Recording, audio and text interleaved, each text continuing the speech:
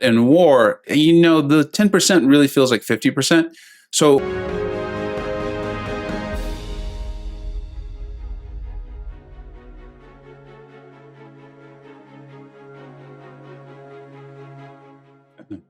hey, welcome back to the channel. So it's time for war number 2. This war was on a weekend. Those are always a little iffy, let's say, for me. But let's get into it. We've got this Claire first here with the steady build-up fury and long-distance relationship. I was waiting in line for ice cream while taking this fight. I wasn't very worried about it. It was the weekend. I'm with my family, with my kids, and it was time to burn some energy. Not concerned about this fight. So it's Torch, just going to kind of be looking to block some hits, build the temperature there.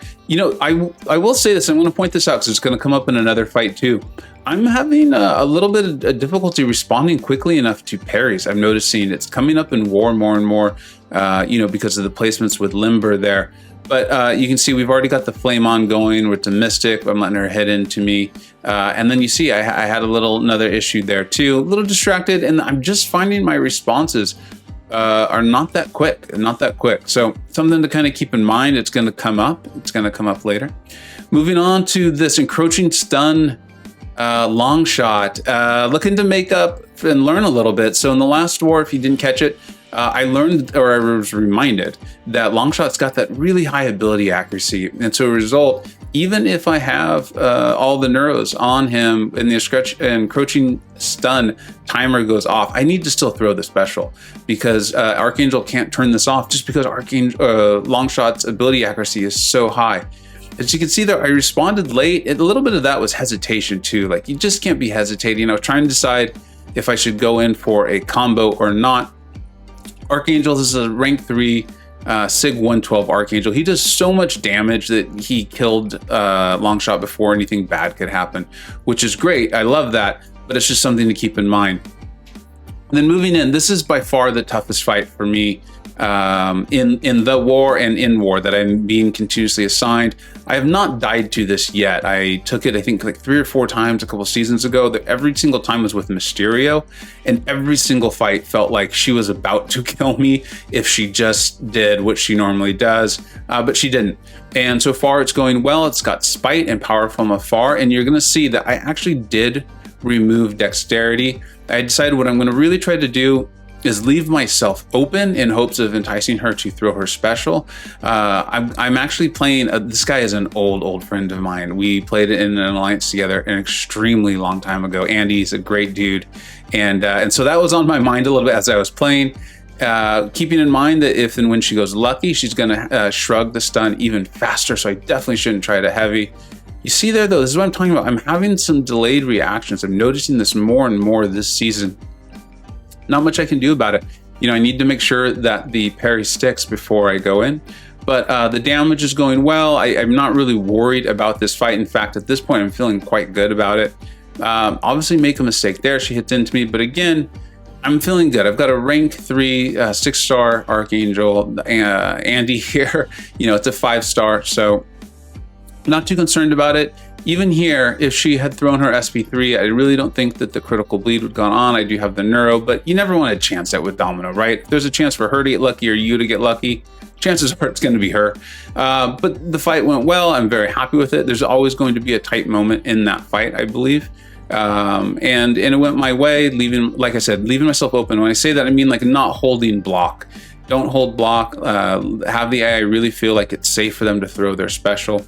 As you can see, I made a little note to myself to put Dexterity back on. Fortunately, I did because I'm rushing to put it back on. I checked to make sure that I still had my invulnerability boost on, which I did. I had plenty of time at 1 minute and 30 seconds. So as long as this doesn't take too long, I'll be fine. And I'm going to be using my pre-fight for this Sasquatch. If he gets enough power, this has aspect of evolution, meaning that he's going to be hitting pretty hard as he's been gaining a lot of power. So I want to get this fight over quickly if I can. It does have kinetic transference on it. I believe I'll show the node again.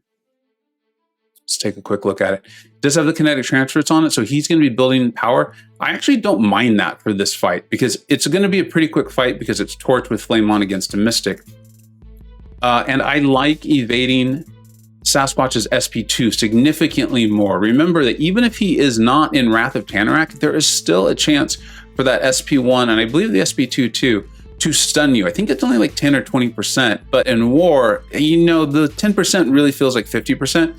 So I want to make sure I evade that. And sometimes if you just don't time it right, you end up parrying it or blocking it. So I liked the kinetic transference, to be honest. I would love to see this matchup every war. I feel very, very confident that we're going to solo it 10 times out of 10.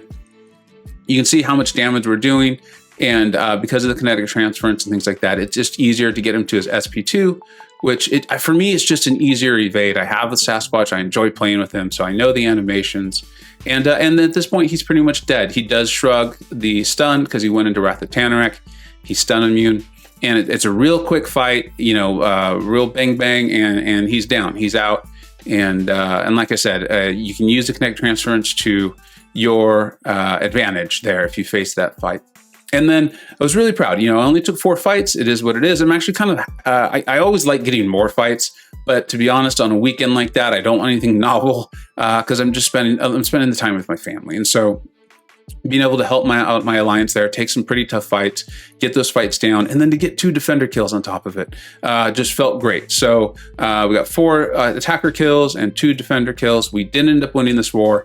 And then let's go ahead and take a look at the updated PR. All right. Some of you actually may have just seen me accidentally stream that. That was fun. Anyways, we're taking a look at the updated PR. So for this season, we've got 11 kills, 0 deaths, which obviously means a solo rate of 100%. Faced 11 fights. I think the important things to look at this early in the season anyway, for sure, is power rating. My power rating has actually fallen on a relative basis. I think it went from 6th to 9th in the Alliance. I'm not really worried about that. I'm going to put it up there just so you can kind of get an idea of how 4 Loki's doing and what this looks like. You can just get a sense of it. But I'm not going to put, my goal has nothing to do with being in the top 10 or 15 or whatever, because I hope all my alliance mates go deathless. I hope they do. I hope they have a great season. And if I end up 30th for that reason, I'm totally fine with it. What I'm going to pay attention to is these fights right here, is my true difficulty rating, and then the TDR per fight, the true difficulty rating per fight. Right now, that's up to 1.22, which means I'm taking pretty tough fights. I think lane 7, my understanding is lane 7 in section 2 is considered a relatively difficult lane. And you often see Domino there, which makes, you know, really any fight have some level of danger in it. So I feel great about that. That actually went up from last war. And then 4 defender kills with no deaths. So to me, just a very simple way of looking at it. I have helped my alliance with 4 kills on the defender side, and I've not died at all. So I'm feeling good about this season, feeling excited about it. The one thing I want to keep an eye out for, though, is that I'm having trouble with that parry stun there. I'm reacting to it way too slowly. Not much I can do about it besides just continue to practice and be aware of it as I go into fights, and not get too used to the longer stuns of questing or incursions. Thank you so much for watching, and let me know. Let me know what you think, or if you have any questions, and I appreciate it. Thanks so much. Take care. I hope you either learned something, were entertained, or even better, a little bit of both. Don't forget to like, subscribe, and follow on Twitter at Vega Gaming 583. Thanks so much for watching. Take care.